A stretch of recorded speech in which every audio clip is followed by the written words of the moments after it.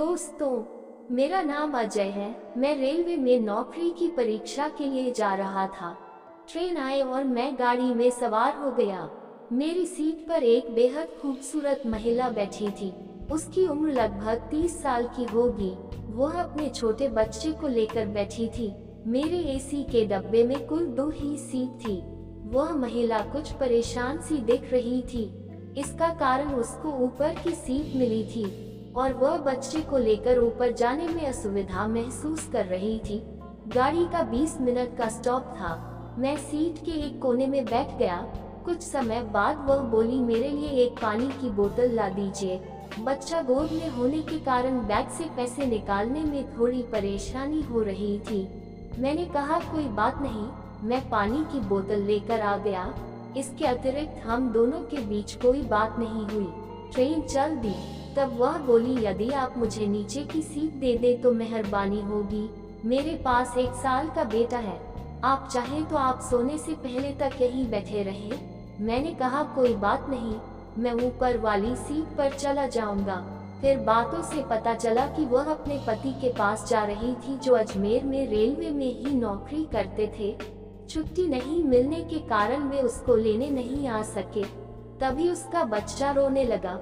वो बच्चे को दूध पिलाने लगी और दुपट्टे से ढक लिया। बच्चा दूध पीकर सो गया।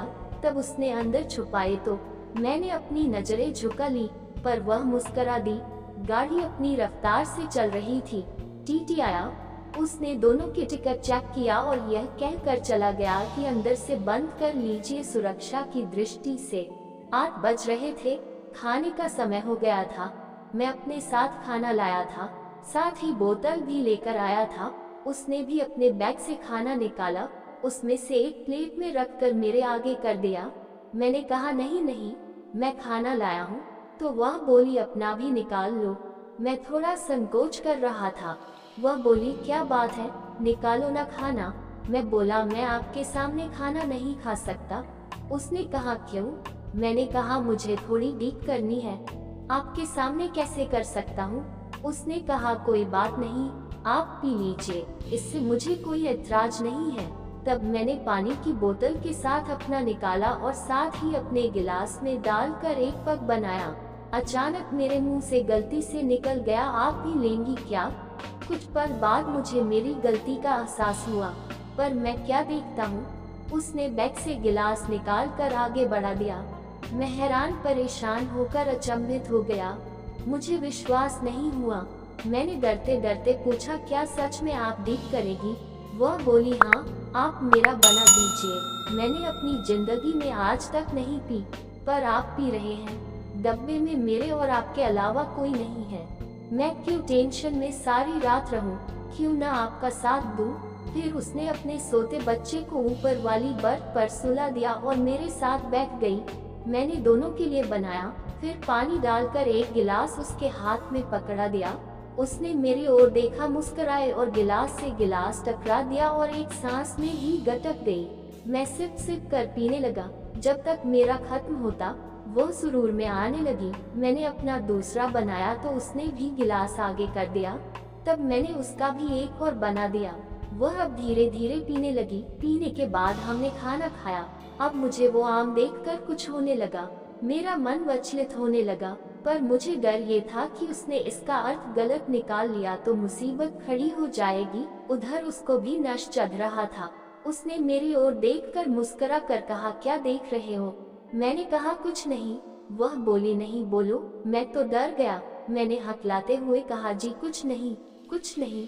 वह बोली, डरो मत, देखना है तो देख लो। इतने कहते ही उसने हटा दिया और आम के ऊपर लगे हरी कवर को भी हटा दिया। अगर कली कली रंग की नजर आ रही थी। टोकरी में रखे आम साफ नजर आने लगे। मेरा दिमाग काम नहीं कर रहा था। मुझे नश चढ़ चुका था। मैं अपने हाथ में आम पकड़ लिए। उसको भी अच्छा लगने लगा था। मुझसे भी रह नहीं जा रहा था। मैंने टोकरी में रखे आमों के ऊपर कवर को पूरा हटा दिया। आम बिल्कुल मेरे सामने थे। बड़े बड़े आम थे। मैंने झट से एक आम को अपने मुंह में डाल लिया और जोर जोर से खाने लगा। आम का रस निकलने लगा। मैं आम का रस पीने लगा। वह सस्कारी भरने लगी। उसे मजा आ रहा था। इधर पप्पू भी खड़ा हो रहा था। उसने अपना हाथ मेरे पेंटर के ऊपर रखा, हाथ से पकड़कर गले को दबाने लगी। इधर मेरा हाथ पेटी तक पहुंच गया। पेटी के ऊपर से हाथ फरते फरते एक अगली फूल की पत्ती में डाल दी। वह चहुक उठी, वैसे भी वह नश में थी। उसने सारे उत्तर कर सीट पर फेंक दी। फिर क्या था, मैंने नच वाला उत्तर दिया। वह बस अब फूल के ऊपर लगे हुए कव में थी। साथ साथ मैं आमों को खा रहा था। मेरा एक हाथ फूल की पत्तियों के अंदर चल रहा था। उसने मेरे उत्तर दी। अब लबा और मटा उसके बिल्कुल सामने था। वह मेरे गले को अपने हाथ में लेकर दबने लगी। उसको मजा आने लगा और वह गले को जड़ जड़ से दबने लगी। मेरी हालत खराब हो रही थी। अब हम दोनों एकदम से ही थे। मैंने उसे उठाकर बद पर लेटा दिया और दोनों आपस में अलटे हो गए। वह मेरे केल परा मुंह में लेकर खान लगी और मैं फूल के अंदर जब डालकर फूल की पत्ती को रगड़ रहा था। सिसकारी भरते हुए वह हाँ की आवाज कर रही थी, पर उसके मुंह से और कोई आवाज नहीं आ रही थी क्योंकि केला उसके मुंह में था। इधर मैं फूल का पानी पी रहा था। उसने जड़ से अगराई ली और एकदम से फूल का पूरा पानी निकल गया और मैं पूरा पानी जब से पीने लगा। केल उसके मुंह में अदर बाहर हो रहा था। पचा पचा की आवाज आ रही थी। झटक मारते मारते केल का पूरा पानी उसके मुंह में ही निकल गया। फिर वह अपनी दनों को फैलाकर सर पर लेट दी। गीला फूल साफ नजर आ रहा था। गीले फूल को दबकर केल फिर से टिठोने लगा और परा खड़ हो गया। उसको अपने हाथों में उठाया और कस करने लगा। फिर उसको लेटाया और दनों को अपने कंधे पर उठाकर केल को फूल के ऊपर रगड़न लगा। उसको बहुत अच्छा लगन लगा। धीरे धीरे सिसकारियां भरन लगी। बोली, बहुत अच्छा लग रहा है, अब रह नहीं जा रहा है। मटा और लबा फूल की पत्ती में डाल दो। फिर मैंने फूल की पत्ती पर रखकर धरे से दबा दिया। वह फूल की पत्ती में थोड़ा सा अंदर जाते ही उसकी सिस की नकल दी। तभी मैंने एक जोर से झटक दिया और पूरा केल पचर से फूल की पत्ती को फाड़ता हुआ अंदर तक घुस गया।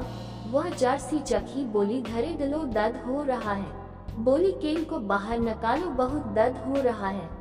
तब मैं थोड़ी देर रखा और कस करने लगा और दोनों हाथों से अंदर को दबने लगा। फिर उसको थोड़ा आराम मिला। मैंने धीरे से केल बाहर निकाला, फिर धीरे से हल झटक दिया। पचा से परा केल अदर चला गया। अब फूल की पत्ती से अदर बाहर कर रहा था।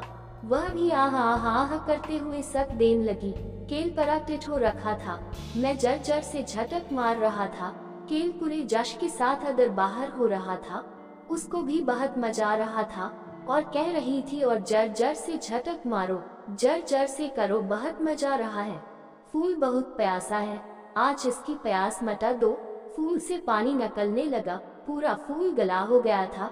गले होने के कारण हर झटक की पचा पचा की आवाज आ रही थी। वह थक गई थी। मैं स्पीड बढ़ा दी। जल्दी जल्दी झटक मरते हुए केल का भी पानी निकलने को हुआ तो मैंने पूछा कि केल का पानी निकलने वाला है, कहाँ निकालूं? बोली, फूल के अंदर ही डाल दो। फिर 8-10 जड़ जड़ से झटक मारे और परा पानी फूल के अंदर ही निकाल दिया। फिर फूल से बाहर निकाला तो फूल से पानी बाहर आने लगा तो पूरा पानी पी गया। डेली ऐसी कहानियाँ सुनने के लिए मेरे चैनल को सब्सक्राइब, लाइक और शेयर करें। धन्यवाद।